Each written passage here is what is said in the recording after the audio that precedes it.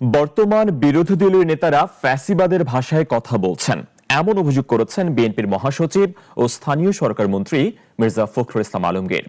আর তথ্যমন্ত্রী জহির উদ্দিন স্বপন বলেছেন, রাজনৈতিক শিষ্টাচার বহির্ভূত কোনো ধরনের বক্তব্য অনাকাঙ্ক্ষিত। জুলাই গণ অভ্যুত্থানের 2 বছর পূর্তি উপলক্ষে সকালে জাতীয় প্রেস ক্লাবে অনুষ্ঠিত হয় আলোচনা সভা। এতে যোগ দিয়ে তথ্যমন্ত্রী জহির উদ্দিন স্বপন বলেন, সংবিধান ও গণতান্ত্রিক প্রক্রিয়া অনুযায়ী জুলাই সনদের বাস্তবায়ন হবে জাতীয় সংসদের মাধ্যমেই। এত রক্ত, এত প্রাণ, এত বিসর্জন, এত ত্যাগের পরে অর্জিত এই গণতন্ত্র, এই পার্লামেন্ট, এই নির্বাচন, এই সংস্কৃতি, আমাদের সকল রাজনৈতিক কেন্দ্রবিন্দু হবে জাতীয় সংসদ। কিন্তু এটা খুবই দুঃখজনক, শহীদদেরকে স্মরণ করতে এসে আমাদের রাজনীতিকে আজও কৃত্রিম ভাবে সংসদের বাইরে নিয়ে যাওয়ার একটা প্রবণতা কাজ করছে।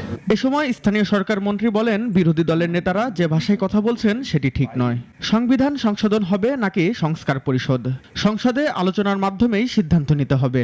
এখন যে ভাষায় আমাদের সম্মানিত বিরোধী দলের নেতারা কথা বলছেন, বাইরে 5 বছর করতে দেব না, এটা ভাষায় কথা বলছেন আমরা আমাদের হাসি না।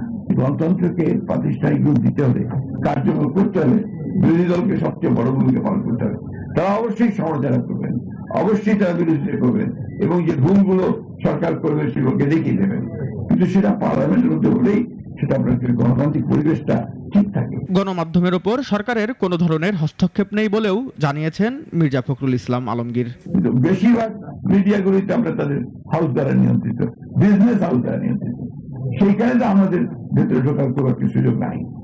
আমরা অবশ্যই সরকারি যে সমস্ত সংস্থাগুলো আছে সেই সংস্থাগুলোতে যেন সঠিকভাবে আপনার লোককে নিয়োগ দেওয়া হয় এবং সেখানে যেন মেসেজ অবশ্যই আমরা সেটা দেখব।